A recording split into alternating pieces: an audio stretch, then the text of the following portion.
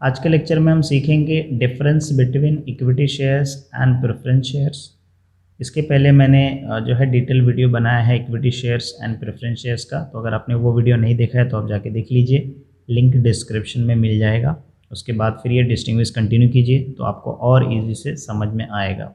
Okay, इसके पहले मैंने शेयर्स एंड डिबेंचर्स का भी डिफरेंस बनाया है, डिस्टिंग्विश बिटवीन, तो आप वो भी देख सकते हैं। काफ़ी यूज़फुल रहेगा आपको याद करने के लिए और एग्ज़ाम में लिखने के लिए, क्योंकि आपको भूलेगा नहीं ये लेक्चर्स के बाद। ठीक है, कितने पॉइंट्स लिखना वो भी हम डिस्कस कर लेंगे इस वीडियो में, ओके, इस लेक्चर में।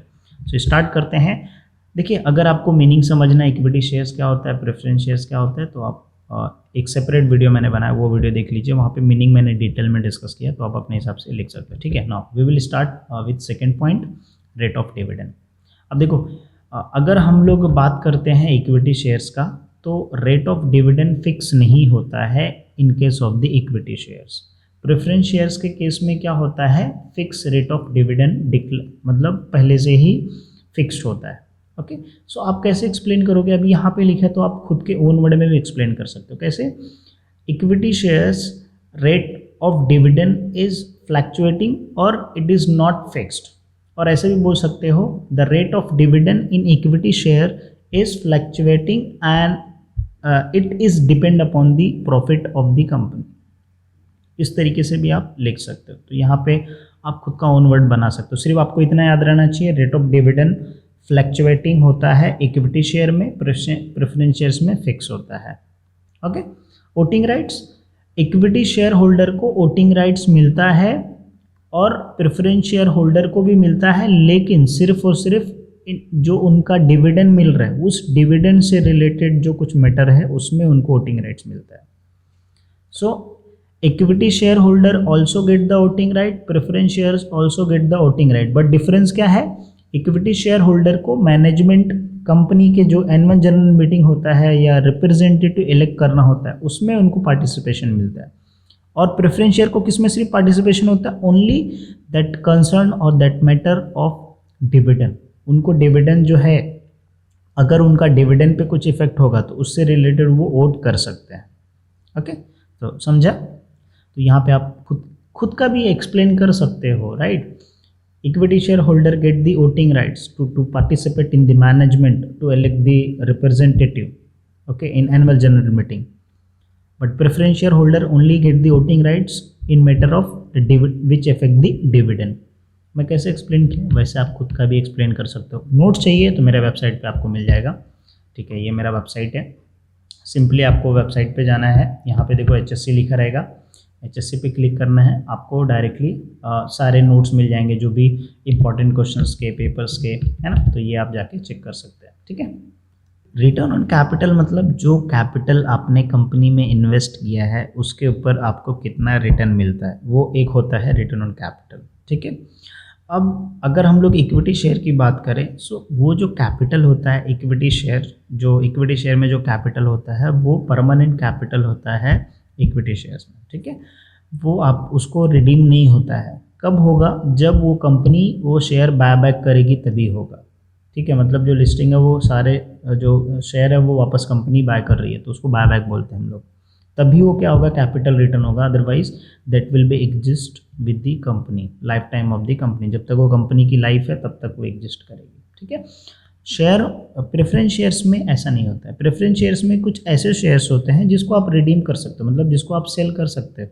ठीक है, जब भी कंपनी के लाइफ के इन बिटवीन कभी भी आप जो है रिडीम कर सकते हैं। तो that is what the return on capital. ठीक है, इक्विटी शेयर में आप नहीं कर सकते हैं, प्रेफरेंस शेयर्स में आप कर सकते हैं। ठीक है, नाउ क्वेश्चन हो गया सर कितने पॉइंट्स लिखना है? 5 पॉइंट्स इज इनफ। अगर आप 5 पॉइंट लिखते हो तो इनफ है। ठीक है, 4 मार्क्स के लिए। ओके, तो आपको इसमें टोटल कितने पॉइंट्स दिए हैं? ऑलमोस्ट 10 पॉइंट्स दिए हैं। ठीक है, तो इसमें से आप कोई 5 से 6 पॉइंट याद कर लीजिए जो आपको इजी लगता है। ठीक है, जैसे अभी nature of capital, so it is a risk capital. ठीक है, it is a permanent capital for the company. अब ये क्या होता है, थोड़ा सा सेफ होता है, इसलिए क्योंकि यहाँ पे फिक्स डिविडेंड मिलता है, यहाँ पे फिक्स डिविडेंड नहीं मिलता है। ठीक है, जैसे हम लोग सेकेंड पॉइंट डिस्कस किया। Okay, nature of the investors, so investor who are ready to take the risk, मतलब नेचर ऑफ द इन्वेस्टर मतलब इन्वेस्टर्स का क्या नेचर है, मतलब अगर मैं पैसा डाल रहा हूँ ओडा आइडिया फ़ोन के शेयर में, तो I am ready to take the risk. Basically equity share में वही लोग इन्वेस्टमेंट करते हैं जो रिस्क लेते हैं, ठीक है। सो दे आर मोर रिस्क। और प्रेफरेंस शेयर्स में वही लोग इन्वेस्टर्स, मतलब जो इन्वेस्ट करते हैं वही लोग इन्वेस्टमेंट करते हैं जिनको सेफ्टी मतलब चाहिए कि भाई उनका पैसा वेस्ट नुकसान ना हो, ठीक है। सो बट फ़ायदा भी वैसे होता है, जितना ज़्यादा रिस्क लोगे उतना ज़्यादा फ़ायदा होगा। लास्ट में मैं एक एग्जांपल भी दूंगा आपको, ठीक है। फेस वैल्यू इक्विटी शेयर्स की 1 रुपये भी होती है और 10 रुपीज़ भी होती है, मोस्टली लेसर होती है as compared to preference shares. और प्रेफरेंस शेयर्स का हायर होता है, like that is 100 rupees and उससे ज़्यादा भी होती है। व्हाट इज़ फेस वैल्यू, उसके लिए आपको मेरा डिटेल वीडियो देखना पड़ेगा, इक्विटी शेयर्स और फीचर्स वाला video, okay. Now right and bonus, फिर भी मैं आपको बता देता हूँ। Face value basically initial value, जब कंपनी स्टार्ट होती है, जब शेयर लिस्ट होने से पहले उसका जो कॉस्ट होता है, इनिशियल कॉस्ट उस पर्टिकुलर यूनिट का, उसको हम लोग बोलते हैं फेस वैल्यू, ठीक है। तो फेस वैल्यू और इशू वैल्यू और मार्केट वैल्यू तीनों डिफरेंस है, ठीक है। Face value basically initial value होती है, इशू वैल्यू मतलब किस प्राइस पे वो कंपनी इशू कर रही है, मार्केट वैल्यू मतलब मार्केट में उसका करंट प्राइस क्या है, ठीक है। राइट एंड बोनस इशू, देखो right and bonus issue basically equity share में आपको मिलता है, लेकिन प्रेफरेंस शेयर्स नहीं एलिजिबल होते हैं। मतलब जैसे एग्जांपल के तौर पे मैंने कोई कंपनी का शेयर खरीदा है, शॉप स्टॉप का मैंने शेयर खरीदा है और कंपनी राइट इशू दे रही है, ठीक है, या बोनस दे रही है 10 शेयर पे 1 शेयर, ठीक है, या डिस्काउंट प्राइस पे 200 का प्राइस है, मुझे 80 रुपये में मिल रहा है, 50 रुपये मिल रहा है, तो डिस्काउंट पे दे रही है, ठीक है। तो उस केस में क्या होता है कि इक्विटी शेयर होल्डर वो जो है उसमें पार्टिसिपेट कर सकता है, उसको मिलेगा बोनस शेयर, उसको मिलेगा, लेकिन प्रेफरेंस शेयर्स एलिजिबल नहीं होते हैं, ठीक है। तो आप ये पॉइंट लिख सकते हो, काफ़ी इजी पॉइंट है। कैपिटल एप्रिसिएशन, देखो प्रेफरेंस शेयर्स के अंदर कैपिटल एप्रिसिएशन मोस्टली नहीं होता है क्योंकि इसके अंदर फिक्स होता है, लेकिन इक्विटी के अंदर क्या होता है, आपका कैपिटल इंक्रीज होता है। जैसे एग्जांपल के तौर पे अगर मैंने आईटीसी का 160 रुपीज़ पे इन्वेस्ट किया है, ठीक है, और अभी उसका 200 प्राइस चल रहा है, तो अब बोल सकते हो 40 रुपीज़ का डिफरेंस है, तो ये 40 रुपीज़ से मेरा कैपिटल बढ़ा कि नहीं बढ़ा। अगर मैं 50,000 इन्वेस्ट, अगर मेरे पास जो है 50 शेयर रहेंगे, मल्टीप्लाई बाय 40 कर दो, तो मेरा जो कैपिटल है वो 2000 क्या हुआ, इंक्रीज़ हुआ, राइट। तो कैपिटल एप्रिसिएशन होता है इक्विटी शेयर के अंदर और प्रेफरेंस शेयर्स के अंदर नहीं होता है, ठीक है। इसमें इक्विटी शेयर में ज़्यादा रिस्क होता है, इसमें कम रिस्क होता है, सिंपल इज दैट, ठीक है।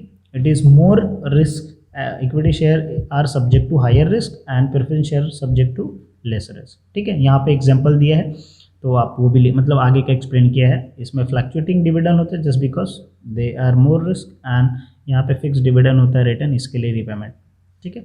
इसमें और प्रेफरेंस भी लिख सकते हो, प्रायोरिटी पेमेंट का एक ऑप्शन, एक पॉइंट आप लिख सकते हो कि इक्विटी शेयर को प्रायोरिटी नहीं दिया जाता है और प्रेफरेंस शेयर्स को प्रायोरिटी दिया जाता है, इसके टाइप्स हैं।